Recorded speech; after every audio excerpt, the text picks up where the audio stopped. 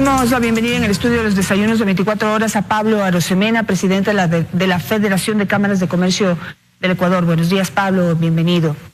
Bueno, hay algunas... Buenos días, Hay algunas medidas que han sido tomadas en torno a las importaciones en el país. El sistema está totalmente flexibilizado y eso ha sido pues bienvenido por la Federación de Cámaras de Comercio del Ecuador. ¿Cuáles son las expectativas que hay frente a esta flexibilización?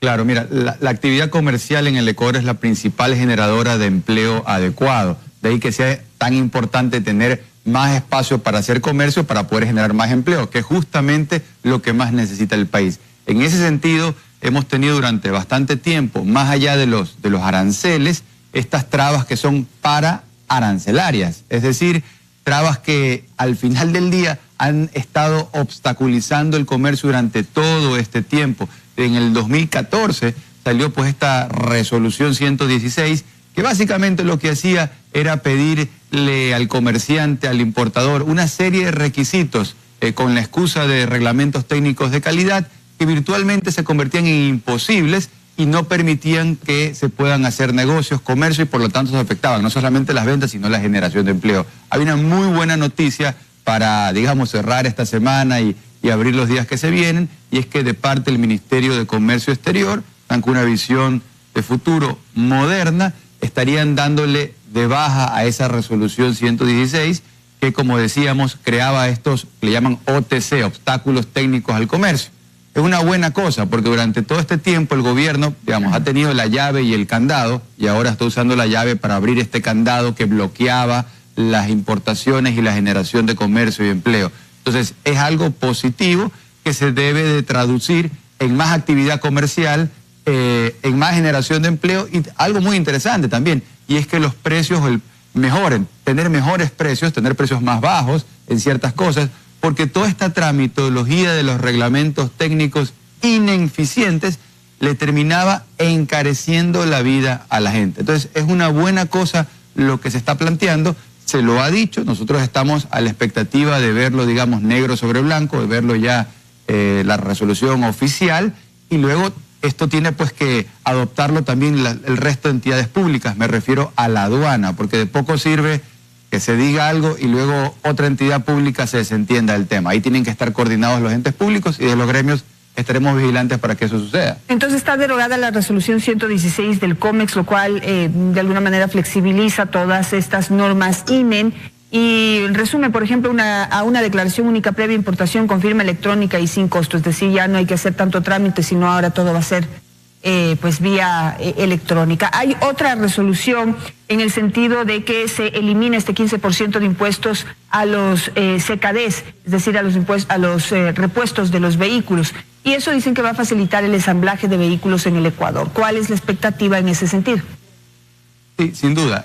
El tema de los aranceles son impuestos, y los impuestos solamente consiguen una cosa, que es encarecerle la vida a la gente. Entonces, cuando sacan impuestos, en este caso aranceles, para los CKDs, que son partes y piezas, eso va a permitir que a la hora de ensamblar aquí nacionalmente, localmente en el Ecuador, las cosas sean más económicas y así le lleguen al consumidor. Y eso es una muy buena noticia, tener esta visión, porque al final del día, no tanto en el tema de los aranceles que se están bajando, como de estas trabas para arancelarias, había una visión fiscalista. Se hacía esto porque se quería bloquear el comercio, algo pésimo, porque el comercio es empleo, bloquear el comercio era bloquear el empleo. Se hacía esto también por proteccionismo, y el proteccionismo siempre, digamos, siempre se lo hace de manera arbitraria, protege a alguien y desprotege a otras personas.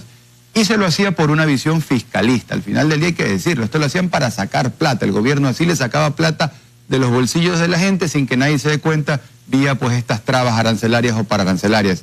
Entonces, es una buena noticia que con la nueva visión que hay en el Ministerio de Comercio y en coordinación con lo que viene a ser un frente productivo, un frente económico, ahora, en vez de estar pensando en sacarle la plata del bolsillo a la gente, más bien pues lo que se está pensando, es mi manera de ver las cosas, es que existe una verdadera reactivación comercial, y ahí sí, producto de nuevo dinamismo económico, el gobierno va a poder recaudar más, pero esa es la forma correcta de hacer las cosas, porque así se puede generar empleo, es lo que la gente está a la expectativa. Pablo, hablemos, digamos, no sé cuáles son las expectativas sobre ciertos temas en concreto.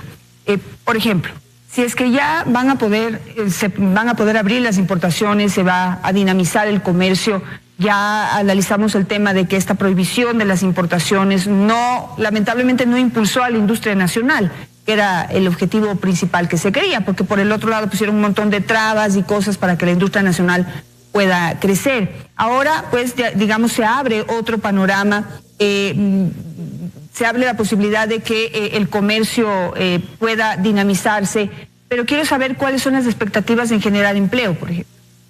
Tenemos un índice de desempleo importante, usted dice que vamos a generar empleo adecuado. ¿Cuánto? A ver, aquí el tema es que para reactivar la capacidad comercial y productiva del país no hay una bala de plata, digamos, ¿no? Hay algunos fantasmas que tienes que matar, hay algunas cosas que tienes que resolver. Una cosa importante es empezar a facilitar el comercio, ¿no? Todo este tiempo se ha estado obstaculizando la actividad comercial, facilitarlo ayuda sin duda.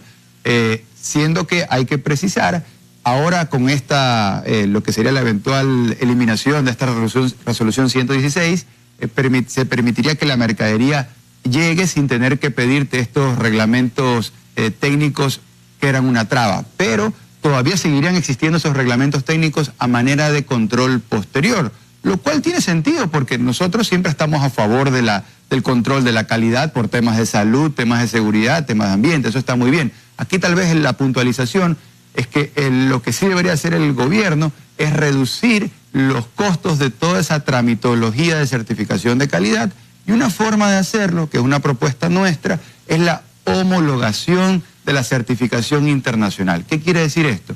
Que si hay productos que tienen una calidad mundial, son productos que tienen una calidad reconocida en la Unión Europea, en Estados Unidos, en el Asia, en todas partes del mundo, el Ecuador pues se haría un flaco favor si le busca la quinta pata al gato y te pide que certifiques de nuevo un producto que ya está certificado, que es como se ha estado haciendo hasta ahora, porque eso lo que significaría es que se convierte en un obstáculo o cuando no, se convierte en un sobrecosto. Entonces no solamente es permitir, o sea, decirle a la aduana, ya no pidas ese requisito, ya no es un obstáculo, sino que para el efecto de los controles posteriores, porque ahí sí se necesita tener estos documentos INEN para que no sigan siendo ineficientes, hay que, uno, bajarles el costo a estos permisos, porque muchas veces te cuesta, por decir, $300 un papel para un grupo de productos específicos, traerlos una vez. Entonces nosotros planteamos que sirva no solamente para grupos más amplios de productos y por plazos más amplios, por un año y a un costo menor. Habiendo dicho eso, creemos que la actividad comercial genera empleo no solamente cuando no se la obstaculiza, sino también cuando viene acompañada de otras medidas que van en el ámbito laboral. Y ahí la propuesta nuestra es la de tener mayores facilidades para contratar. Específicamente 3-4 cosas. Yo diría, lo primero, contrato por horas. En el Ecuador no tenemos hoy contrato por horas. Segundo, contratos a plazo fijo. Tercero, tiempos de prueba prolongados, para que las dos partes se puedan conocer. Y también que luego los costos de desvinculación tengan algún sentido de lógica o proporcionalidad. Cuando en el Ecuador una persona se desvincula de una empresa al día 91, cuesta lo mismo que si sale después de 3 años, como que no hay una proporcionalidad ahí. Entonces, pensamos que este tipo de cosas, sumado a la facilitación del comercio, es lo que verdaderamente puede armar una suerte de receta, no quiero decir mágica, pero una receta productiva que permita que la actividad comercial, desde todos los ámbitos, pueda generar empleo y se pueda aprovechar esta nueva visión que hay con respecto a la integración comercial. Porque de poco sirve que lo que se está trabajando con una mano en cuanto a generar acuerdos de comercio y conversaciones con la Alianza del Pacífico, eventualmente con los Estados Unidos y Norteamérica, luego eso pues venga y se borre con mantener un código laboral, decimos pues del año de la pera. Este año cumple 80 años el código laboral. Es un código que nos ancla al pasado y que definitivamente no nos prepara ni para hoy el presente ni tampoco para mañana el futuro. Antes de pasar a eso, simplemente para las medidas concretas que le pedía hace un momento.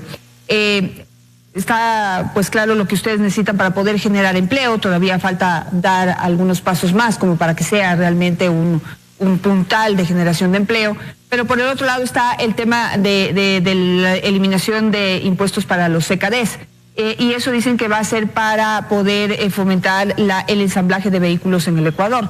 ¿Cuántas ensambladoras se piensan montar en el país? ¿Qué facilidades se les están dando? ¿Qué tan atractivos somos? Tenemos en este momento un riesgo país que sigue incrementando, las condiciones del país, económicas del país todavía no están muy claras, entonces a veces suenan como promesas y ofertas interesantes, pero no sé hacia dónde vamos.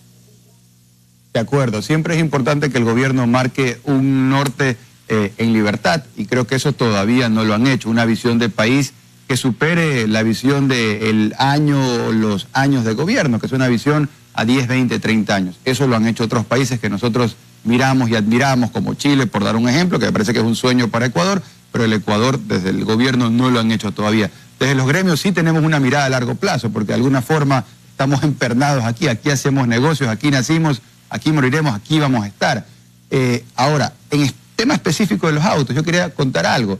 Como cualquier persona que nos está viendo lo sabe, porque lo ha sufrido, en cualquier parte del mundo, cuando se hace una oferta, vamos a decir un 2x1, ahora que estamos en Black Friday, un 2x1, cuando tú quieres comprar lo que sea, quieres comprar un caramelo en la esquina, tú te llevas 2 productos y solamente pagas 1. En el Ecuador, en el ámbito de los vehículos, son tan caros por los impuestos, por los aranceles, que es una suerte de 2x1 al revés.